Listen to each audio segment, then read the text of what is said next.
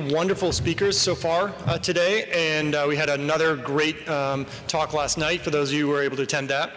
We're going to change format slightly now. We're obviously have more than one person up on stage, and we're going to now go to a panel discussion to end this day's session. The panel discussion is part of a bigger event. It's part of the Christian A. Johnson Endeavor Foundation, which supported a 2-year project. So all the people you see in front of you and 12 others were involved in this 2-year project about global environmental justice. The topic of the panel discussion today is globalization's unequal environmental and social impacts in India. And we got a great introduction to that with our last speaker as well. So our panelists today are, first of all, Mab Segrist. She's the Fuller Mataya Professor of Gender and Women's Studies, right closest to me. Next over is Julie Rivkin, Professor of English. We have Sunil Bhatai, the Professor of Human Development. Julia Kushigan, Hannah Hackersberg, Professor of Humanic Studies.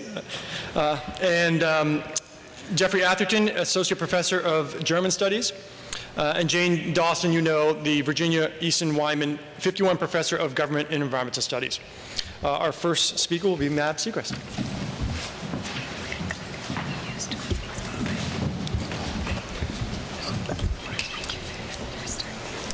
Good afternoon. As a bit of context, let me explain that this group went on a trip to India for 10 days to look at some of these toxic waste dumps and slum tours and so forth. So we're basically reporting out from that and doing some reflection on it in ways that I think will be resonant with the prior speaker. So I'm starting off.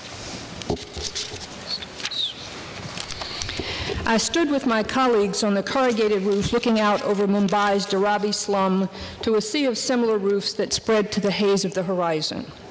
It was the 5th day of our trip to India, and hard to tell whether the malaria meds or the jet lag were intensifying my reactions, but truth be told, the scene seemed intense enough all on its own. Our guide had just brought us up ladders past 2 floors of brimming stacks and sacks of stuff to this view, where at our feet a woman squatted in her sari, sorting variegated pellets of plastic, the end product of the production processes below, that we had come to see on this visit to one of the world's largest slums. Dharavi is a mosaic of 100 neighborhoods of regional, linguistic, religious, caste, and class identities, representing virtually all regions of India, home to Hindus, Muslims, and Christians. Earlier in the afternoon, we had passed over from the residential to this industrial side, humming with activity of the city's informal economy, including its recycling industry at work at our feet. Closer to us, on adjacent roofs, were sorted a range of plastic objects all too familiar. Plastic Barbie houses fit for Malibu but fallen into disrepair, those white plastic chairs for the backyard or pool, plastic jugs for gasoline and oil, the plastic shell of computer components, all waited to be melting down on the floors below, molded into thin sheets, then sliced into these tiny beads at our feet, which would be put back into burlap sacks and stacked on the trucks at the street's edge, then back to big ships to take them off, perhaps to another continent, to be reshaped, I supposed, into less derelict Barbie houses, chairs, and computer components. It hit me, however naively, that I had believed in a totally benign recycling as I felt my muscle memory of reaching out my back door with cans or bottles or plastic containers to toss into the blue recycling bin that goes to the curb on Monday morning as the crunch of the truck lets me know I'm running late. In those reflexive moments, it had never occurred to me that my discarded containers might end up halfway around the world in this huge and humming slum, being processed by men and women workers for 100 rupees or $2 per day.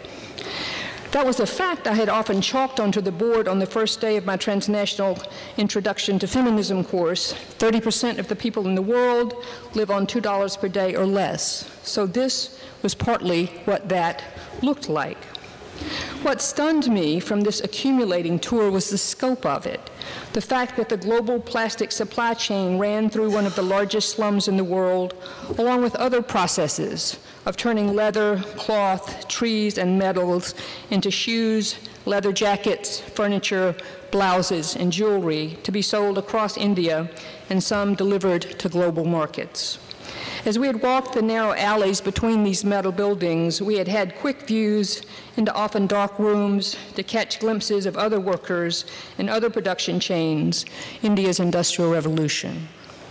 I asked myself a question that has occurred to me at another point in my life, in the early 1990s, when I was in Mexico looking down on a vast sea of cardboard shanties constructed right over the U.S.-Mexico border by Mexicans who migrated to work in maquiladoras, then would slip or swim across the river into the United States, where they could be paid $5 per hour, not $5 per day.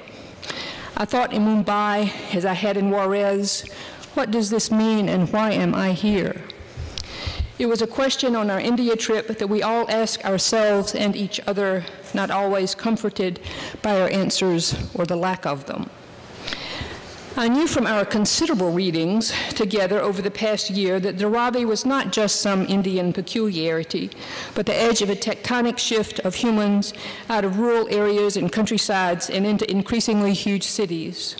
We had read Mike Davis's 2006 Planet of the Slums, of the watershed moment over the past 5 years when for the first time the urban population of the earth would outnumber the rural. The world labor force, urban labor force, he wrote, has more than doubled since 1980, and the present urban population, 3.2 billion, is larger than the total population of the world when John Kennedy was inaugurated. The global countryside, meanwhile, he said, has reached its maximum population and will begin to shrink after 2020. As a result, cities will account for virtually all future world population growth, which is expected to peak at about 10 billion in 2050. 95% of this final build-out of humanity will occur in the urban areas of developing countries, whose populations will double to nearly 4 billion over the next generation, he wrote. Mumbai itself had grown from 2.9 million in 1950 to 19.1 million in 2004 to become the 5th largest city in the world after Mexico City, Seoul, New York, and Sao Paulo. The city is projected to grow to 33 million, although, as Davis remarks, no one knows whether such gigantic concentrations of poverty are biologically or ecologically sustainable, and these are fed by the recent neoliberal transition. Davis speaks of these new hermaphroditic landscapes blending urban and rural in a diffuse urbanism of new conurbations as polycentric webs. These areas will both recapitulate and confound the precedents of industrialization in Europe and North America that began in the 1700s. Now, 80% of Marx's industrial proletariat lives in China or somewhere outside of Western Europe and the United States. But many of the great urban cities of the South have also deindustrialized, facing massive plant closures.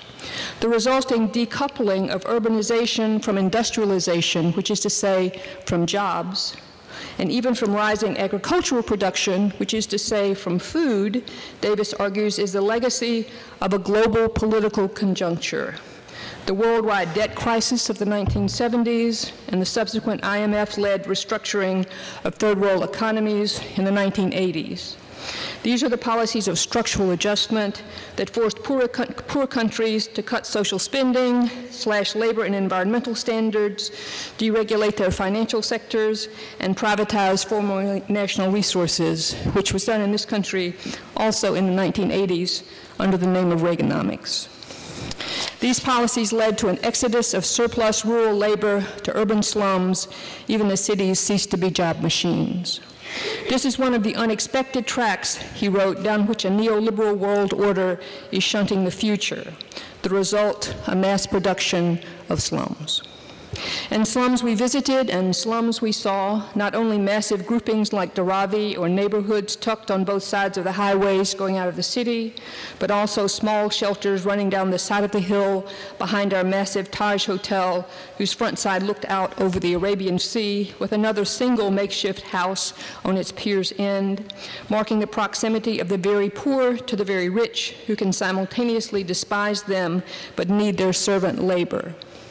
Or we saw the growing urban edge in the pavement dwellers near the city's massive laundry who had taken up residence on the sidewalk, or those who just lay down in a doorway on the sidewalk or the street to sleep. These were the geographies we negotiated for 10 intense days in India, and yes, at times we stepped over a lot of it, but we also wrestled with much of it then as we will today.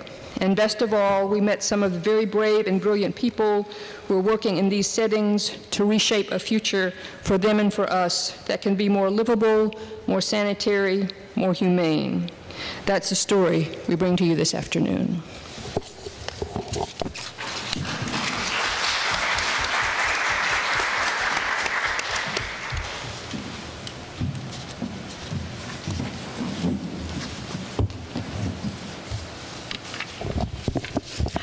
To continue, if India's slums offer one instance of a massive global pattern of urbanization of the poor, a pattern produced by neoliberal economic policies and productive of devastating environmental injustices, and this is a pattern documented in this book that we read before our trip called Planet of Slums that Mab was alluding to, if that's the massive global pattern that the slums in India are one instance of, how are we, a group of 7 Connecticut College faculty from a range of disciplines, visiting India for just 2 weeks?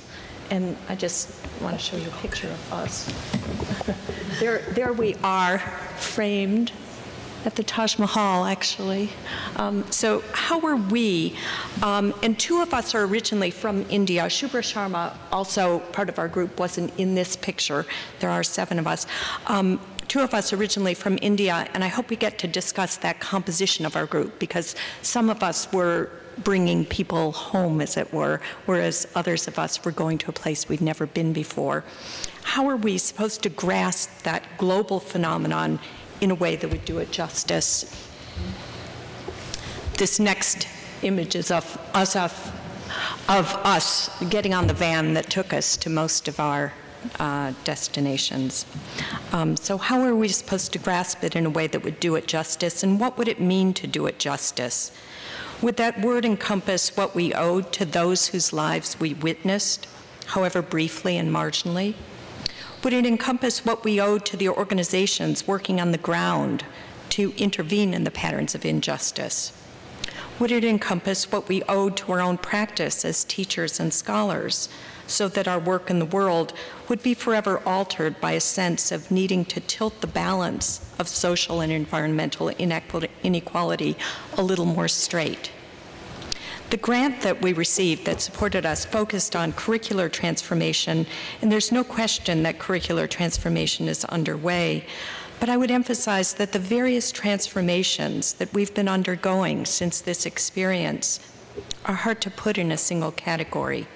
Still, as someone who feels that everything I learn goes into my teaching and writing and living in one form or another, I know that what we experienced is part of the same alchemy, though I know I'm still struggling to figure out what next, what is right, what can be done.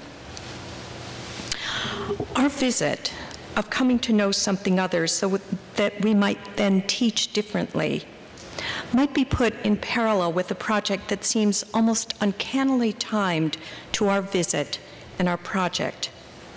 Katherine Boo's Behind the Beautiful Forevers, Life, Death, and Hope in a Mumbai Slum, which was published last year, is a book based on 4 years of interviewing, videotaping, and reading documents about the slum of Anawadi, adjacent to the airport in Mumbai. Boo's journalism about poverty, both in the US, for that's what she had done previous to this, both in the US and India, is animated by the following conviction: that knowing the lives of ordinary people leads to both better policies and better arguments to support those policies. But as those 4 years suggest, and she spent 4 years there, knowing the lives of ordinary people is not easy. And this problem of knowledge turns out to be right at the center of not only our visit and Boo's work, but also the work of all the organizations we met with in India. But before speaking about these organizations and the problem of knowledge, let me say a little more about Boo's book, which we read before our departure.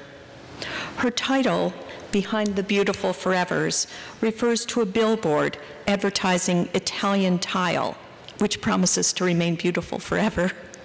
A billboard on the airport road reflecting the luxury construction boom that is part of India shining, India's participation in the economic development that is part of the story of globalization.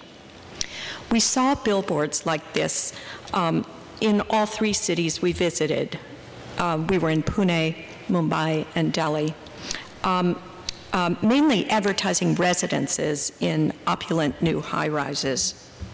But behind these billboards, in all senses of the word, is another India, one moved by the same economic forces, yet filled not with the riches of global capitalism, but with its waste, the detritus of a world of consumption. And here I think you see the alignment of our talks. Literal waste, sewage, and excrement, and people treated as waste. Anawadi, for example, half an acre, 335 huts, 3,000 people beside a sewage lake behind a concealing wall.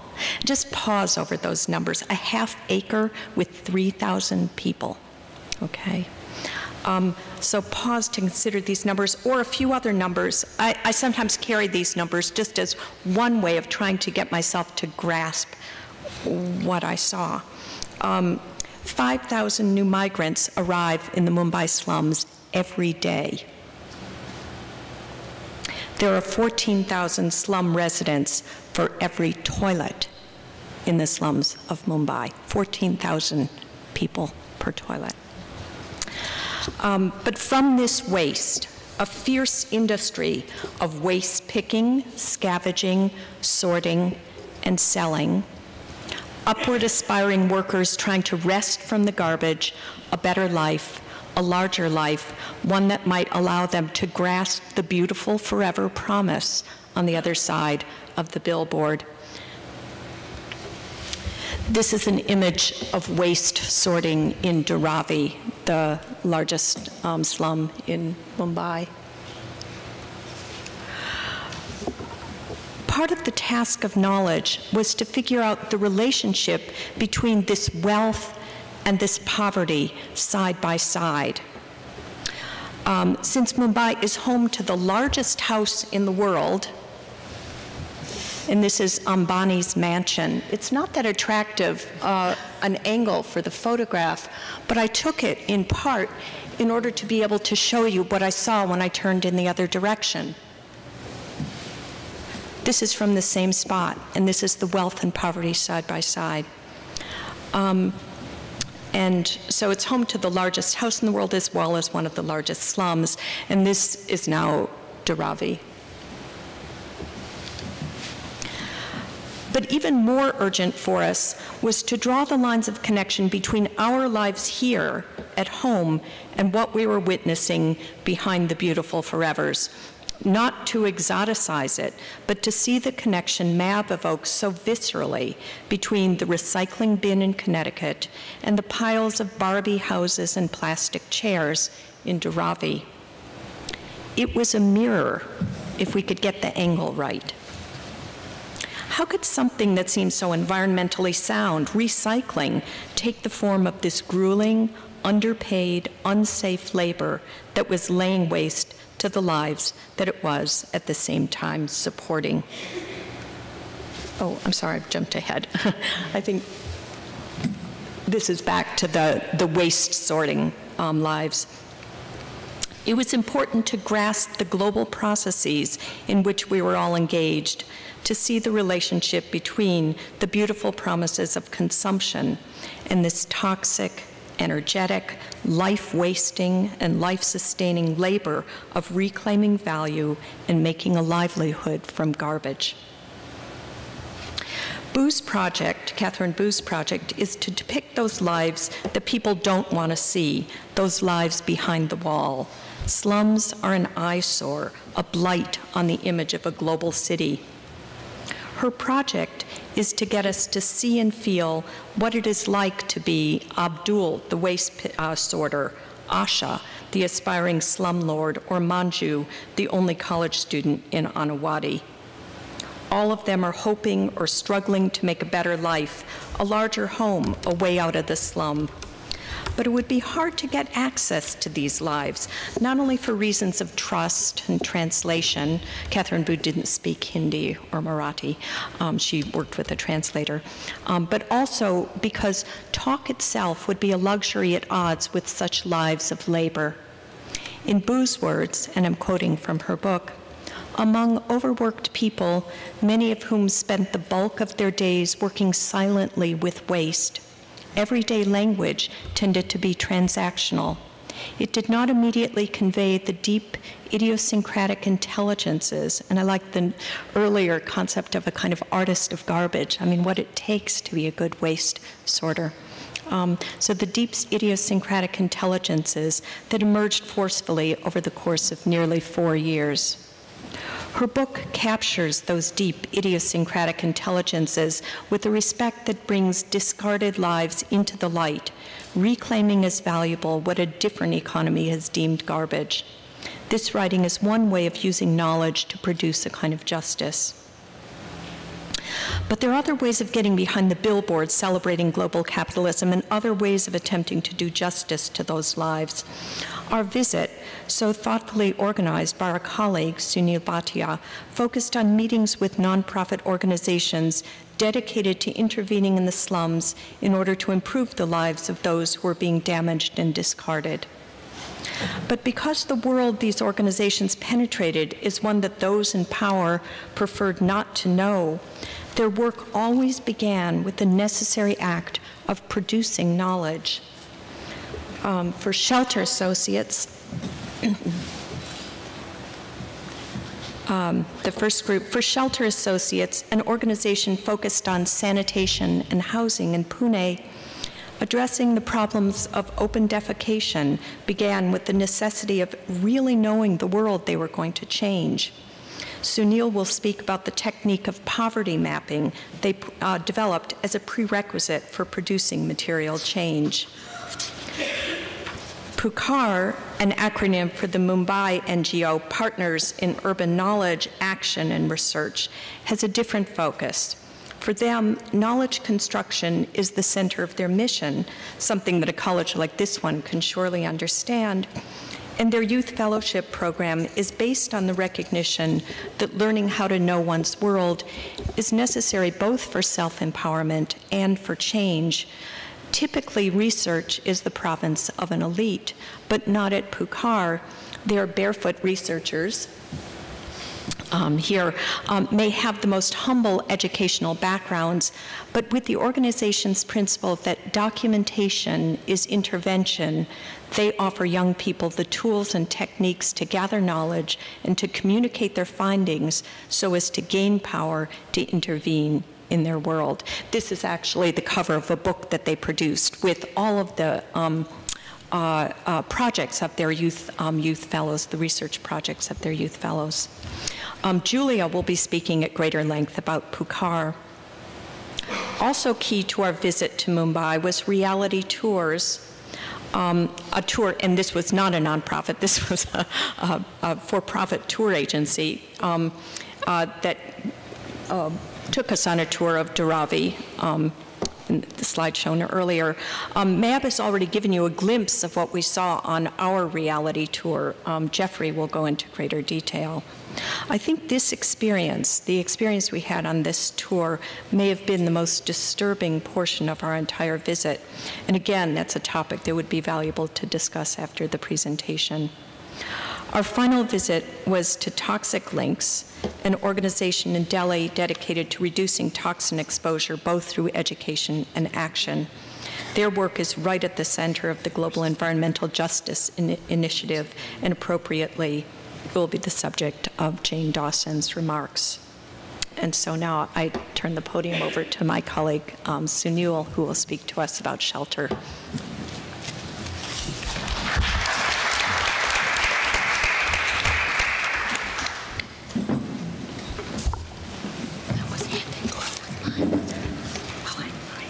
Thank you, Julie. Can you hear me at the back? Okay, good. I want to first of all thank Jane Dawson for being the force behind organizing GEJ and making this possible. And also I want to thank all my colleagues who came along with me on this journey. So to personally thank Jeff, Julia, Julie, and Matt. Without their being there, we wouldn't have had these very rich conversations that are basically now we are producing at this time through our visits, of course, that we made to the NGOs, but also the reflection that is happening when we've come back home, so to speak, in Connecticut College. But let me begin my presentation by keeping this image in mind that I think Julie articulated, this ratio of 1:1400, which is the person to toilet ratio in Dharavi. So what does it really mean when you have one slum for 1,400 people? Does it mean that every morning these individuals get up and line up to go to these toilets? Basically, that's a meaningless statistic, because what it really means is that these individuals who don't have access to these toilets, either public or private, they find secluded spaces outside in bushes, in streets, in back alleys, in open gutters, and so on. So, and that scenario is basically repeated, replicated across different urban cities in India. So let me give you some of the so-called stunning statistics regarding sanitation and why it is such a big issue. There are 2.6 billion people in the world who practice what's called open defecation. In India alone, there are 660 million individuals. That is about 58% of the population. This is according to the UN World Report, which came out in 2010. This is why, for example, in Suketu Mehta's book, Maximum City, there's a documentary maker who says Mumbai, for example, should be called Bombay, because there are about 5 million individuals get up every morning. And that's what you see on your way to work, are basically different people from different classes, mostly poor, defecating on streets and railways and so on. That's right here, and which is what the local newspaper, DNA, was trying to put in front, that there seems to be a framing of open defecation where it is not yet a crisis. It's seen as part of a normal daily reality. And part of the reason why it's daily reality is because most of the individuals who openly defecate happen to be the poorest of the poor, or 90% at least of them. So what is the experience of defecation? Let's look at some of the numbers in Pune City, where this NGO Shelter Associates is working. There are 1.76 million is the population. That's 35% of the Pune City. This is the city I grew up in. I went to school in. I spent my childhood there. I did my bachelor's. I did my master's. So this is also a personal story for me. And about 65%, 1 million of those who live in the slums essentially defecate out in the open. And I remember as a schoolboy, when I would cut through 2 slums, I would, for many, many years, I would watch many of these kids sitting basically in piles of filth and shit and human excrement, and basically practicing what's called open defecation. But open defecation also masks a fundamental reality. Open defecation is just a very nice euphemism we use to say that half our humanity basically shits out in the open. And so what does that experience really mean? What does that involve? There are 2 dimensions to that experience. One is the physical dimension. So you are basically shitting in shit. You walk through that every day in filthy grounds. And think about that, what happens during monsoons, for example. Even the use of the word to say shit seems to have a visceral experience. But that is the reality. It's hard to not talk about it. An activist once said it's like talking about AIDS without talking about sex. It's the same thing. If you don't talk about sanitation without talking about shit, you're not really making sense. This is Kalyani Shinde, which is a second aspect, which I call the psychosocial aspect of having to do open defecation. Just last month, one of the social workers interviewed her, and she defecates every day near her house, and this is what she said. Oops.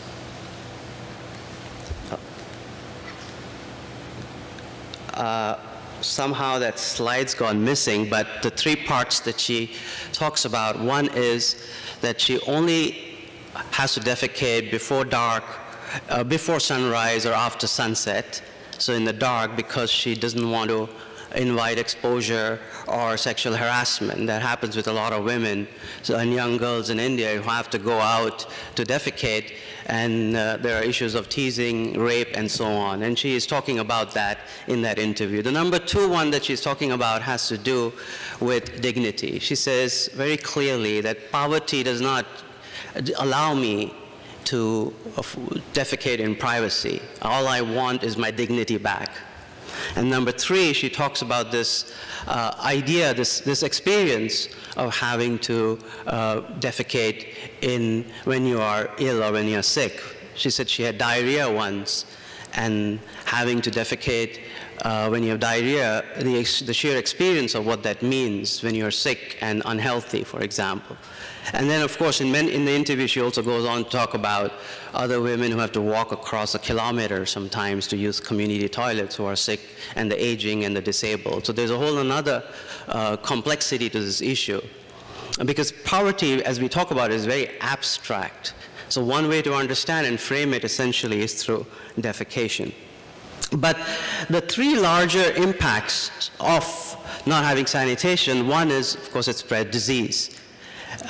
There are about 1,600 kids, Indian kids, who die every day because of coming in contact with fecal matter, and they have what we call is fecal matter-related diarrhea. So it's not the kind of diarrhea you think about when you go out into a restaurant and you have. No, this diarrhea really kills. And then the second is contamination of the environment. About 90% of all sewage is unprocessed in India, is directly released into rivers and oceans. And then they are also a water source, which means young kids bathe in it, swim in it, drink. Other women also who don't have access to sanitation wash clothes in it and also use it as a resource for drinking. And creating degrading work, and perhaps this is to me the most difficult issue to stomach. This is probably the most tragic one, is because you have 1.3 to 1.4 million Dalit workers or untouchables, and their job is to essentially personally remove feces from other people's latrines. They're also called night soil workers. And 90% of them are women, and they use baskets to collect scoop. And they get about 50 cents for cleaning one latrine per household. And they make about 40 to 50 rupees a week. So it's not just degrading work, but it's also exploitative. So the question that Shelter Associates is asking is, how do you approach this? So what does the environmental and social justice mean when 1 million people in the city are invisible in the records, databases, urban planning, other narratives of progress, for example? I think Vinay very nicely summarized it in our earlier session. He called them, they are dispossessed, they are living inhabitants in a wasteland, they're part of the need economy that he talked about. So that's the paradox. They are invisible in terms of documentation, but highly visible in public spaces. So they live in urban slums, defecate outside, they are part of the labor force, they provide the labor, they are the maid servants, they are the workers, they are the waste pickers, they are the manual scavengers, they come and clean your cars, they are gardeners, and that's the sort of supply chain, that's what the labor comes from. So the picture that Julie showed, for example, of Ambani's house, what was missing from the picture is that what supplies, it would be interesting to see who are the people going in that house, what kind of labor in and around comes from that area. So that's a paradox here. So why is this the case? The reason why this is the case is because for a large number of people, especially the middle class and also the wealthy and the rich, who are part of what we now call the so-called accumulation economy, these individuals are an eyesore, they are invisible. In 1947, when India got its independence, they were not supposed to be here. Through Nehruvian socialism, through issues of progress, ideas of progress, by now we should have had world-class cities. So my uncles and even my cousins who live close to these slums are furious about their presence because they feel it brings them shame. That this is the reason why India is behind. And they use words to describe them that are very pejorative, that is filthy. And I've also heard growing up in India this idea that let's just bomb these places, and start anew. But the interesting part of it is that they are the majority now and not part of the so-called urban planning or documentation that needs to go into for urban planning. So this is Shelter Associates. It's a small NGO that recognizes the sanitation problem. The numbers are staggering. So it's important to understand no matter what you do, how much you do, it's hard to provide sanitation across India for many reasons. But the part that I'm going to focus is on poverty mapping that you see, or mapping and research, which to me has been very fascinating. And that's another story which I don't have the time to talk about as to how I got into this. But what I find fascinating about poverty mapping is that it employs technology to create knowledge of slums that are invisible in the databases.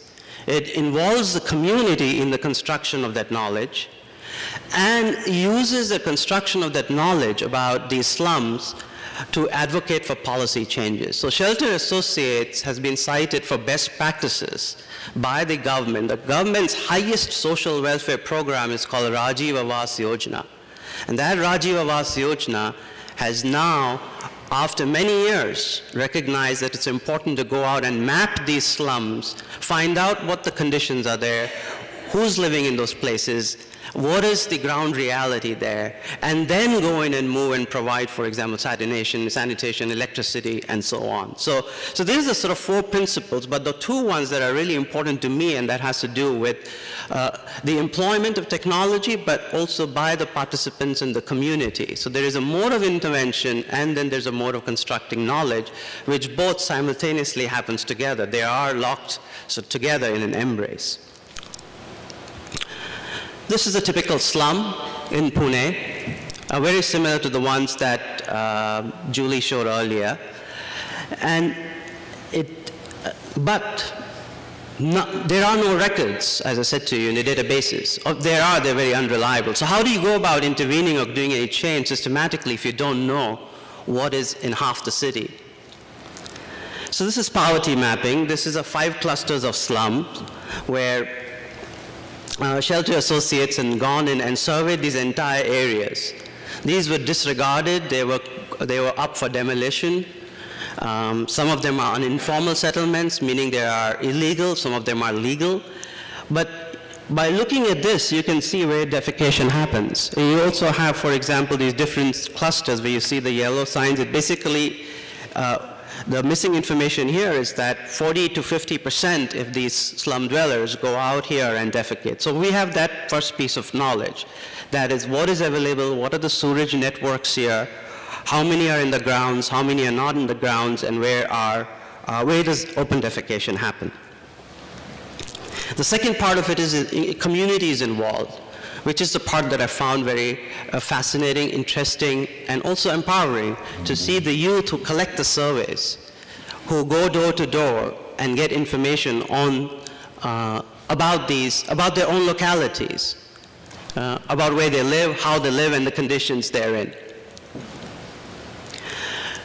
So for example, they use GIS software, collect all the youth, the women are trained by the NGO staff who are social workers themselves, many from the slum. So for example, this is a poverty mapping of an individual structure. So once you put it in a GIS database, you can get information about each family level by looking at this. What is their income? Where do they come from? What is the cost? What are the availabilities they have? And so on. None of this information is part of the census. So the organization is creating this at each family level. And it's important to do so because this demographic information is important. There is a huge variation in these slums. In terms of socioeconomic background too, in terms of religious diversity, in terms of ethnic diversity, and so on. Who's working, who has electricity, who has TV, who doesn't have, who has fridge, and so on. And then there's infrastructure at the slum level. So you have, not all slums are alike, there's a heterogeneity in that too. So you have, some of them have no toilets, that is 1 to 2,000, so all 2,000 families are out, and some they have 40%. But without having proper systematic data, it's hard to even construct to say, how do you go about providing services? Now this is, for example, one slum. By doing poverty mapping, you can exactly see that 179 of the households are using the community toilets. But half of those, almost 90% of those community toilets are defunct. So these individuals go out and defecate. So the ones in the blue are the only ones who have access to individual toilets. So once you have mapped for every slum, every place in cities across, you can then figure out, that is, who has access, who doesn't have access. So let me conclude. How much time do I have? Yeah. Let me conclude by saying that Arjuna Padurai, an anthropologist, terms this intervention by documentation. There's a power to documentation. So the community partakes in knowledge construction. It develops skills of analysis, interpretation, and advocacy. But also it's important that they, for the first time, realize that their voice counts in this. And this power of documentation is important because it also gives them the capacity to aspire. So there is poverty, we think about it as a dissatisfied material need. That is one way to think about it. But there is another way to think about poverty in terms of a capacity to think big, to aspire. And with power of documentation, both simultaneous processes are in work. And it's important to recognize that, because one of the things what I've seen is in these meetings that I've been, the moment that these individuals have done the surveys, questioned everything about their slums, they become very aware of their rights. And the moment they become aware of their rights, they become advocates for themselves. And then they're ready to go on and take on the government. But without the data, they cannot really have a dialogue with the government because the government thinks they're illegal squatters. So this is a community presentation that I was part of.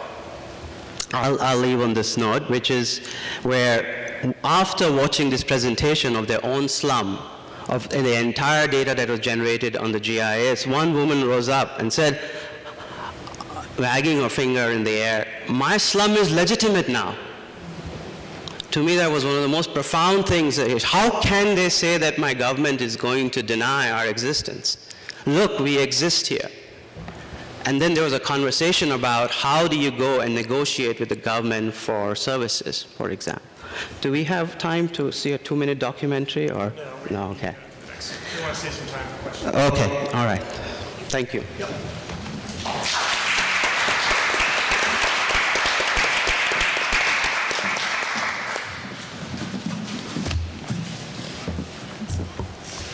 It's 2 years. Okay.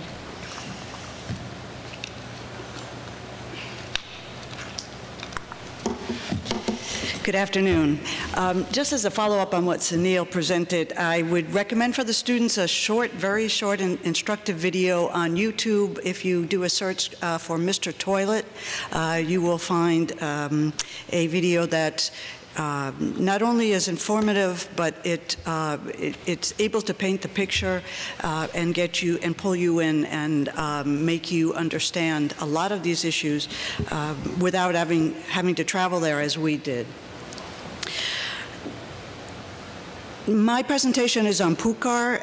As I sat with my colleagues around a wooden table sharing the ubiquitous cups of tea, glasses of cool water, and cookies, and exchanging ideas with the many levels of participants in Pukar, I realized that I was struggling with a very basic reason for being in their space. A space so difficult for a group of PhDs to find that a special guide had to be sent out to navigate us through our labyrinthine spaces. As if my camera sensed this feeling, its battery died within minutes of our arrival, and I was left with the sensation that a rich human tapestry of emotions would regrettably not be captured for posterity, or at the very least, for visually colorful and instructive YouTube clips. What was it about the NGO Pukar that was different? As a group, we wanted to investigate their operation, reveal how they construct knowledge, and explore how, as pedagogic tool, they hope to transform a very complicated India through flexible and adaptable modes of intervention. Intuitively, being a Latin Americanist, I understood how the Global South combines issues of social and environmental justice. Reporting, as David Carruthers notes, disproportional negative environmental and social costs of global production, borne by the communities from Southern Asia to the Southern Cone. These costs are seen in the abuse of child labor, deteriorating infrastructures, non-existent or inadequate sanitary conditions, impure water, and marginal health care. The horizontalization of poor cities and slums that Mike Davis warns about in Planet of Slums describes how slum growth in this global south has outpaced urbanization. Delhi's population by 2015 will claim 10 million slum dwellers. How different is that trend from conditions in Mumbai or, for that matter, in Santiago, Chile, which I visited 2 weeks ago, and saw the spread of poblaciones y villas miserias from the airport, infusing the city in the last 15 years with a colonizing permanency. We arrived in India just weeks after the brutal attack and rape on a bus of a young woman in Delhi, daily demonstrations, and social upheaval. What can an NGO, any NGO, do to make sense of all of this?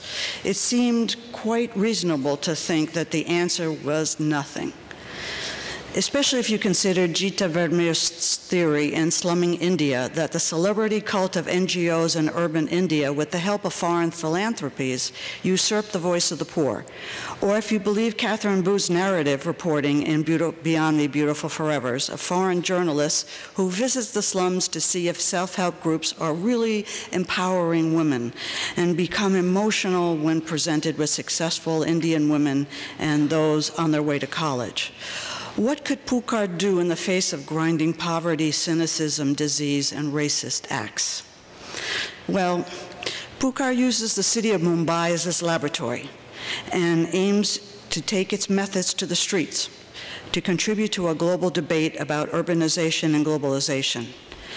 Founded by Professor Appadurai in 2001, Pukar is composed of young scholars, activists, professionals, and dedicated individuals, all called barefoot researchers,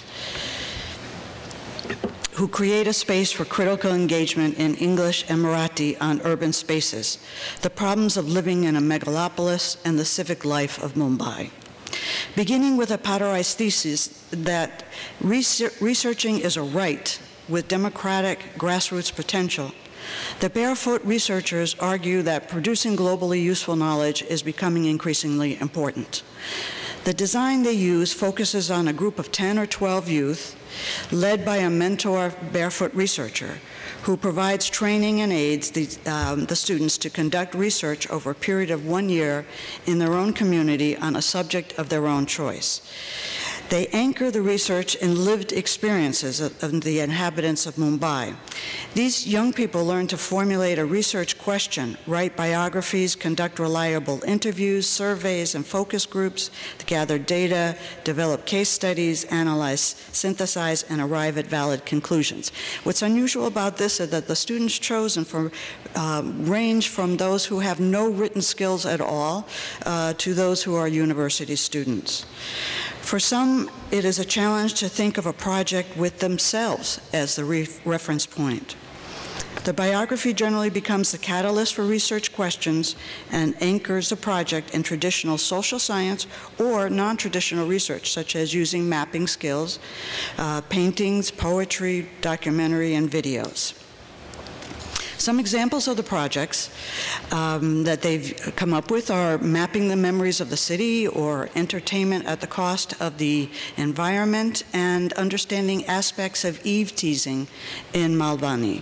Sarika presented the last project on Eve teasing, which is a concept that was new to us and involves the verbal teasing that girls and women endure from groups of boys and men as they walk in their neighborhoods in the evening. The authors of the project interviewed both girls and boys on this sensitive topic.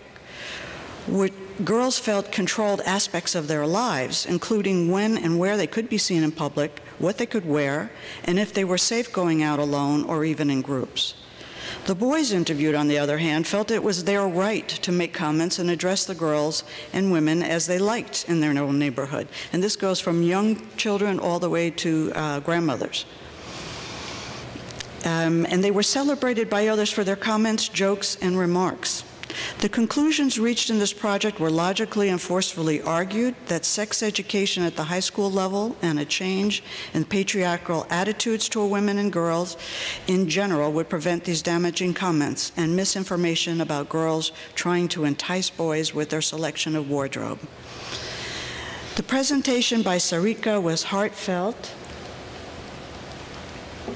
and brave, considering her young age, as this is a heroic topic to take on in the face of continued violence against women in many sectors of Indian life, which complicates even issues, simple issues as we take them, of sanitation, eating, and drinking for women. Not being able to have something to drink all day because you know that that would encourage you to have to go to the bathroom, to have to wait for certain moments in the day to be able to relieve yourself. These are issues that these women face all the time. Her modesty took a back seat when she began to speak with enthusiasm about her project. Pukar has created a formula for success that is enlightening, labor-intensive, and innovative. And I'd like to thank the Christian A. Johnson Foundation for this opportunity to research the construction of knowledge on the other end of the sphere of the Global South. As a member of Rotary International, I believe that foreign philanthropies can work successfully with national NGOs that are sensitive to the institutions, cultures, and needs of a particular country with respect to environmental and social justice, sustainability, and social impacts. Thank you.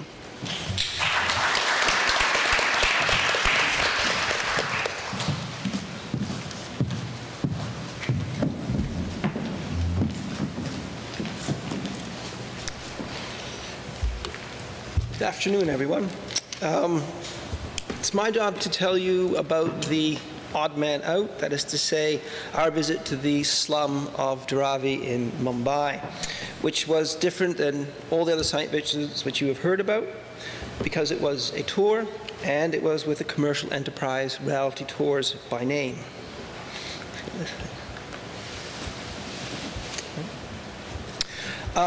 This tour was the source of that image which Mab Segrist spoke to you about at the outset.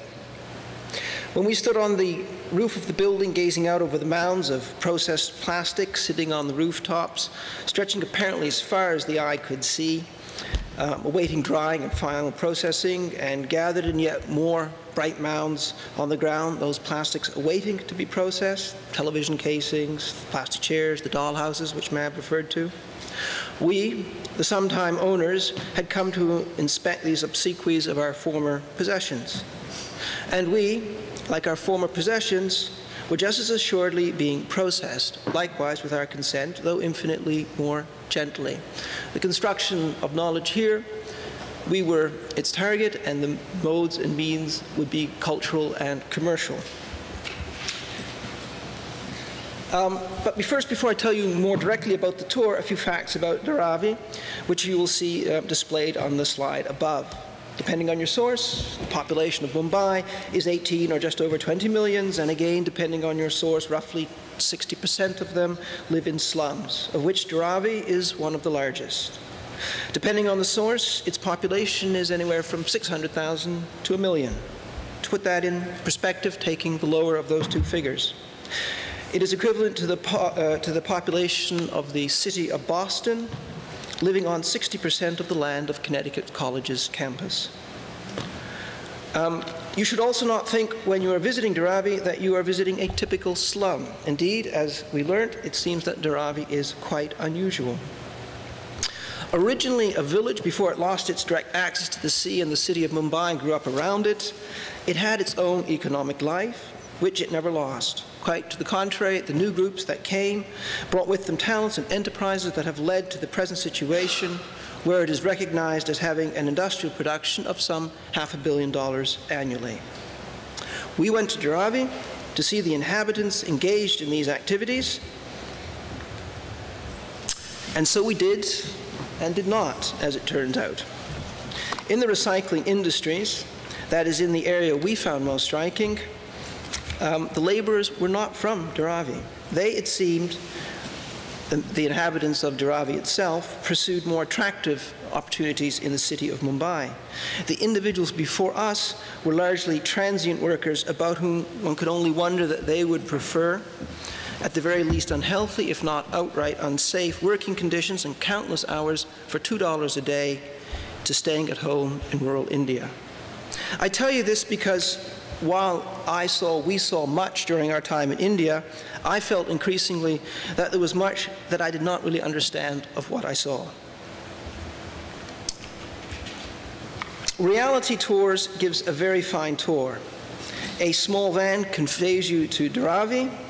Your guide beginning his informative commentary, you walk at first through somewhat larger lanes, down which vehicles may pass with care, and then down crevices between buildings, back alleys if you like, single file, the walls just inches off either shoulder, zigzagging, second left, then first right, to emerge in a small clearing, a dump with goats, children playing, to be asked if you would care to retrace your steps. From there, you pass through various stages of the recycling process, not hastily, but at a good clip.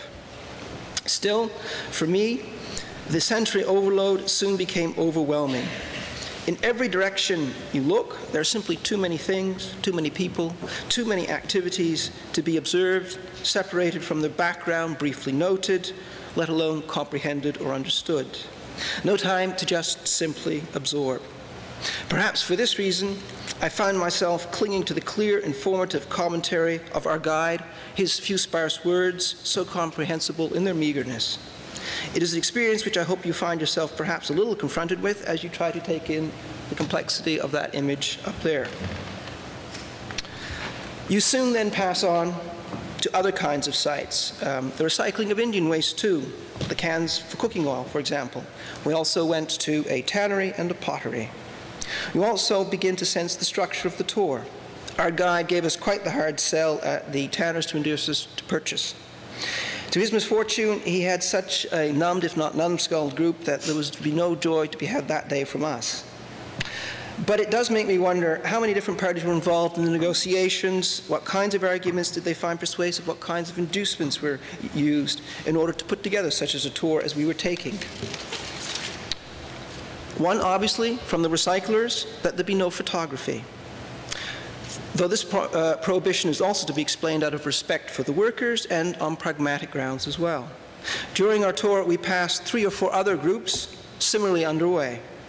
It would not do to have people sticking their noses into in where it was not wanted in search of the perfect shot. This would engage, that is, disrupt the workers and clog up the orderly circulation of the tour groups. As it was, we simply stood and looked at the workers just a few feet from us. For me, a disquieting tableau. The proverbial gaze made literal, quiet, well-modulated, and informative voiceover running while the shot was up close to us in 3D and living color, yet without the distancing safety of a screen. And they, the individuals in front of us, on their part, they cast us an occasional glance with, as best I could tell, only casual interest, as if we were passing traffic. And indeed, we were just one group of former owners viewing their ex-possessions in the day-long process of such groups. They had seen us all before, and they'd be seeing many more of us that day.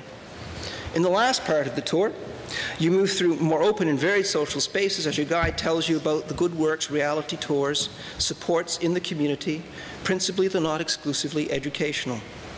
Some 80% of the net profits go to a sister organization, Reality Gives, for this purpose. Our guide took us to see a school, telling us about the importance of education, and perhaps in response to my questions, or perhaps from his own judgment of the character of our group, telling us about a girls' sports team, how important, how it is not common for girls, how important it is to them, and so forth. The school and the interaction that we saw there was a disappointment and gave rise to other thoughts. As our guide was insistent that on that day, that was not a customary school day for various reasons, it would be really unfair to comment on the interaction that we saw in the classroom. I shall confine myself rather to the space of the room itself. The Reality Tours office at the end is a simple rectangular space that displays great care and attention along with considerable aesthetic and design talent. It is by no means lavishly or expensively appointed. You emerge from the bright exterior into a dimly lit and relatively cooler interior, segmented into two seating areas consisting of functional, understated, modernist benches without backs, forming rough circles.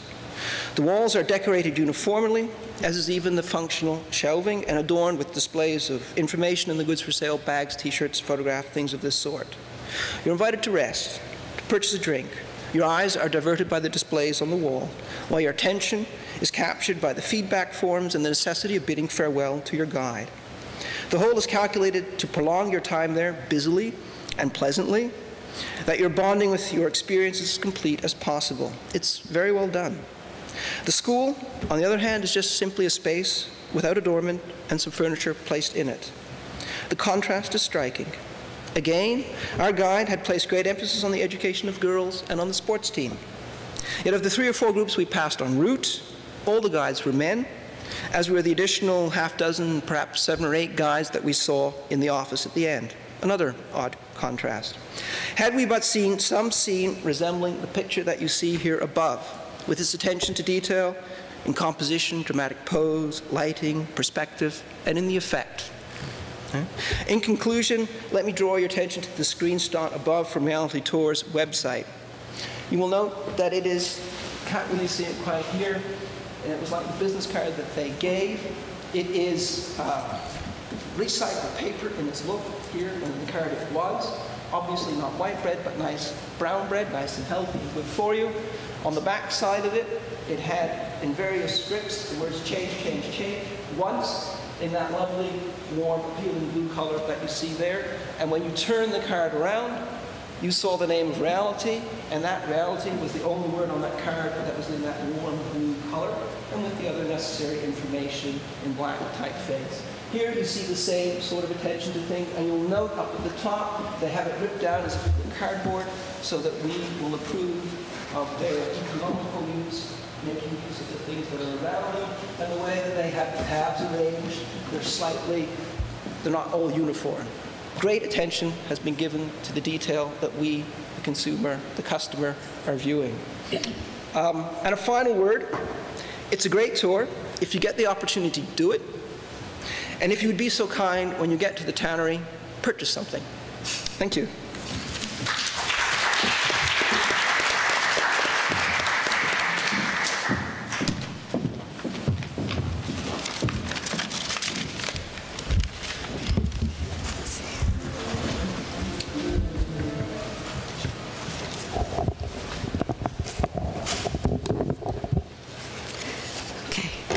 In New Delhi, we met with an NGO whose mission is aligned particularly closely with the global environmental justice frame that we've been focusing on for the past 2 years, Toxics Link. It's a group that I found particularly interesting. Toxics Link is a very professionalized organization. You can see all of us there. It was founded in 1994. Now it's a group of 25 to 30 paid staff. It's made up of scientists, engineers, doctors, lawyers, and other experts who form the backbone of the organization.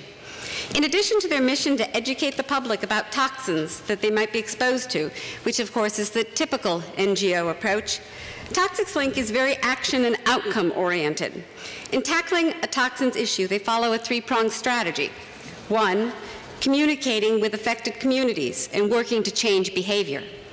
Two, partnering with businesses and with corporations to provide needed services and to bring about changes in corporate behavior as well. And three, lobbying and working directly with government, which as a political scientist I find particularly interesting, to legislate and create programs to address the specific problems. And then the organization is trying to make sure the laws are actually implemented and they actually work. The key to the success in these campaigns, according to their founder and director, Dr. Ravi Agarwal, and I believe he was on the picture before. Yes, that's him, is very precise research and good data. He argues that this is essential if your goal is to work seriously with business or to have any hopes of convincing government to get on board with your proposed proposals and solutions. Social justice is at the very center of what they're concerned with, looking at how poor and marginalized populations are unequally and unfairly exposed to high levels of very dangerous toxins in their environment. They obviously can't tackle every toxin, so at any one time they'll be working on 4 to 5 different projects. The ones they discussed with us included exposure to lead paint, which is particularly interesting. We don't allow it to be used in new buildings in the United States, but we're happy to export it to India and other poor countries where they can use it, and it is much cheaper. Other projects they were working on, biohazards from hospital waste, radioactive waste sites, pesticides, and e-waste. We spent hours talking with them about the different campaigns, but right now I'm just going to focus on the e-waste issue here. If you've watched the Basel Action Network film, and I know a lot of you have, Exporting Harm, and the producer of that film, Jim Puckett, is coming this evening to speak to us and update us, you'll know that the export of our electronic waste to poorer countries and its recycling by hand has caused these communities to be exposed to a huge number of environmental health hazards. And it's also poisoned their neighborhoods and local environments, thus affecting children and families as well. So what to do about it? Toxic Links argues that you can't effectively address a problem without really knowing how it is manifesting itself on the ground. So the first step is to find out who's doing it. How is the informal industry organized? What toxins pose the most danger to communities? Just how contaminated are these sites? And what materials are contaminating soil, water, and all? Part of the work is done by scientists on their staff, or they may be partnering with, and part by social workers, going out into the field and talking to people involved in the informal industry. They need to map out where the sites are and the levels of contamination in each site. So this goes right into our construction of knowledge, which seemed to be at the center of what all of the NGOs that we were looking at were doing. They quickly learned that the top of the informal recycling industry is controlled by mafia. It's dangerous to focus on them and ask questions, so they stepped down a level. Their work is focused on the local communities themselves and the social and environmental conditions of these communities. They also learned, and I also learned quite to my surprise, that contrary to earlier trends, most e-waste being recycled in India is actually being generated in India. It is coming from their new consumers and rising elites, and it is not just being dumped. In fact, more than 3/4 of their e-waste now is coming from within their own country. They took us out to visit a community in an extremely impoverished neighborhood, a Muslim neighborhood, which is important, of New Delhi. This is a picture that they took. We, again, were not allowed to take pictures, and it would not have been appropriate to take pictures here. We visited a community of wire strippers. Everything is division of labor. It was a very odd and it was a very disturbing field trip. The people were so impoverished. They were living at the edge of a field strewn with garbage and waste. Really, there was nothing living in that field. There was a lagoon of waste, water, human, electronic waste nearby. We talked with women sitting on the ground methodically stripping copper wires of their plastic coating with calloused and bandaged hands and toes because they were using their toes to hold the longer wires for stripping. They did it methodically, never stopping, never pausing and talking to us.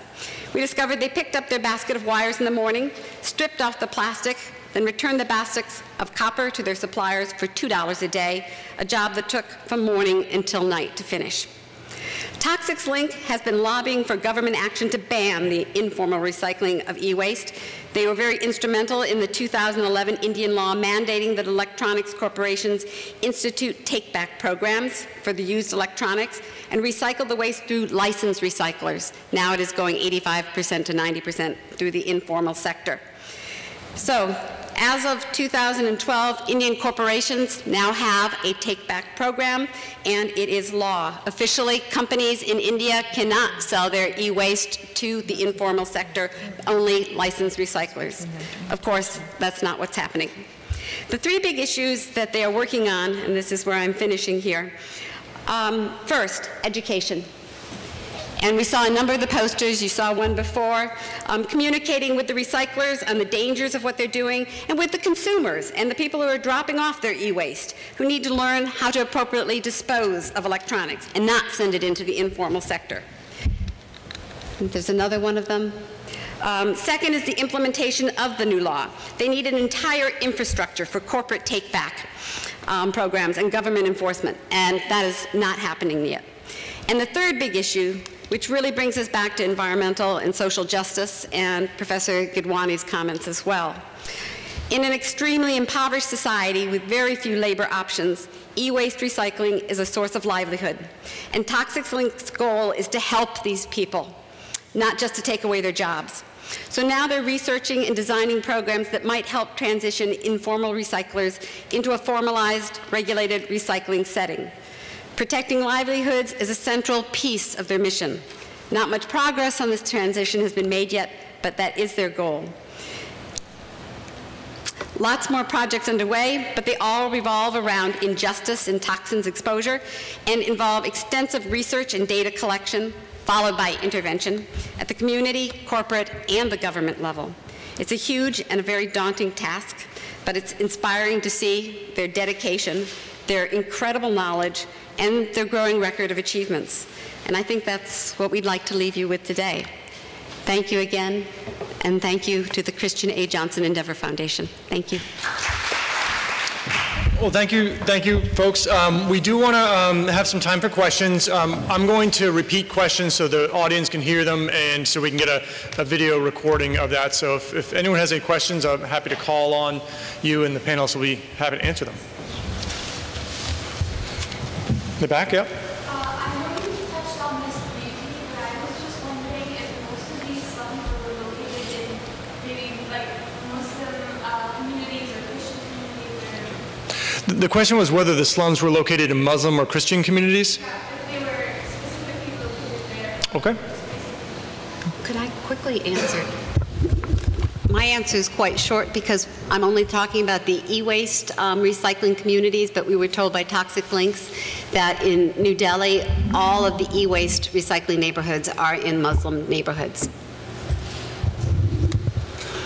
I think if I can answer the question, in Maharashtra, at least in Pune and Mumbai, there is a large concentration of Muslims who are living in these slums, but there is also, it's also a number of low-caste manual laborers, scavengers who work in the labor sector also live there, as well as now over the last 2 or 3 decades, with the economy growing, you also have what we call middle classes now in places like Dharavi.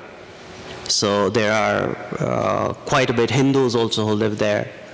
But I think there is a difference in the slums that are in rural areas in India as opposed to the urban slums in terms of caste, religion, ethnicity, and the laborers that are coming in. But there's a caste angle to it also that I think we need to keep in mind, plus a religious one too. Great. Any other questions? Yeah. Professor Dawson, you briefly mentioned that the organization was trying to move away from private wire stripping.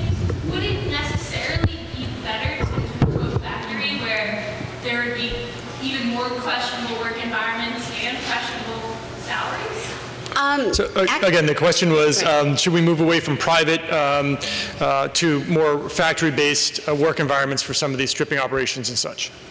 Okay, one of the things that they're really looking at is creating environments where they have licensed recycling operations that are actually monitored and are professionally done. Everything that I could see in looking into this and the research in this is that these are genuine operations. It costs more, so companies have to actually pay to have their goods recycled there, whereas otherwise they would just be selling them. That is, the informal recyclers want to buy them because they're going to get something from them. If you go to the formal sector, you have to pay. There were 14 licensed recyclers in 2010. Now that we are up to 2013 and the law has been in place over a year now, they are up to 70 licensed recyclers. So you can see that this is starting to take hold, and the real concern is how do you get people out of the informal sector into real jobs. The jobs in the informal sector are $2 a day. The jobs in the formal sector are higher. Okay, Jesse? Professor Atherton, you mentioned how you guys weren't the first group to go on one of these reality tours, and you definitely weren't the last either. So I'm just curious as to what reality tours as a company wants tourists to get out of these trips that they take, and how does that compare with what you all got out of it and how you're using it now? So the question is, what does the reality tours hope to get out of the, running these trips? I don't know if I can give you a very adequate answer to that. I can only, in some ways, repeat what it is that I said and my thoughts that were that I had about that. Except to say, it was very clear to me as we were going through that it was a very finely calibrated tour to appeal to our interests, to our instincts, and to our sympathies. And the materials that they provided, the way in which the tour was conducted, was very much calibrated to that end. The part of it, if you go and look at that website, which is very interesting, look at the use of the language there. It hits all the right buttons about transparency, social support, community actions, and so forth and so forth. How people respond to it, I think, would vary quite considerably depending on the nature of the group that you were with. That's why I would say, go do it for yourself and see how you feel. Right? Because I think there is that very much that element of the personal reaction to it. Yeah? But it is, I've been trying to find out who owns the company and whose idea it is. It just tells you reality does this, reality does that. I would almost bet my bottom dollar it must be somebody who's lived in the West and who has observed us quite carefully. Could I speak to that a little bit? I had those very questions after the tour, and I actually did a little research about reality tours. And first of all, it belongs to a certain genre of tourism that's developing. And in some ways, slum tourism is the more negative term, but that actually goes back quite a ways. I mean, I think even to the 19th century, it's sort of Charles Dickens, let's go see how the other half lives. And it's a very ethically complicated thing to do, because what are your intentions? You know, is it voyeuristic? Is it altruistic, et cetera? Reality tours was apparently, I mean, I wish I had written down these facts when I was doing the research so I could tell you, but it was started, there are two people who run it, and one is a Westerner, and one is from India, and I think the Westerner had done some kind of tour of this kind in another part of the world, and I think thought of, you know, developing it in India. What they say in some of the reading that I did about their work is they're interested in countering people's stereotypes about slums, and in particular, I mean, some of those stereotypes are that people are in slums because they're lazy, and so they want to focus on the industriousness of the inhabitants, that slums are dangerous, so they want to point out to the people who are going through the safety, of the slums. It's not safe to live there from an environmental perspective, but, these aren't places where you need to worry about, someone attacking you or something like that. And so I think they're trying, their social mission is to counter people's negative stereotypes of the slums in order to make a case for, the people who are living there. I think Reality Gives, their, sort of partner organization, is much less developed than the tour. I mean, as Jeffrey said, but the idea is that a portion of their profits are supposed to go back into the community in the form of, education in particular. And I think that's a piece that, still needs to be worked out. I just may want to add a little bit to it. I think it is, to me, the word that comes to it, of course, it is voyeuristic to some level, but even as Jeff said, that there is a certain marketing aspect to it. There is an affective component to it that is meant for a certain class of people for whom this reality is very distant. And there is also a curiosity about it because, and that's mostly Westerners or foreigners, because they haven't seen this growing up. So in some ways it is very similar to the word we came across. It's a commodity chain. So that's the kind of double burden of it. You are watching inhabitants who live there, that is their place, that is their residence. And we have outsiders who come in, look into their houses. And the big question, I think, was related to what you said in the end is, and that's the more difficult ethical one that we haven't answered, is what do you do with the knowledge that you gain after observing these individuals? Do you bring it back? Here, what does it happen? What form do you give? Because there is a certain emotional texture to that, because you're seeing certain ground realities that you've never seen before. So is it to get the reaction that I am more privileged than these people, so great, I have a better life, I'm the fortunate one?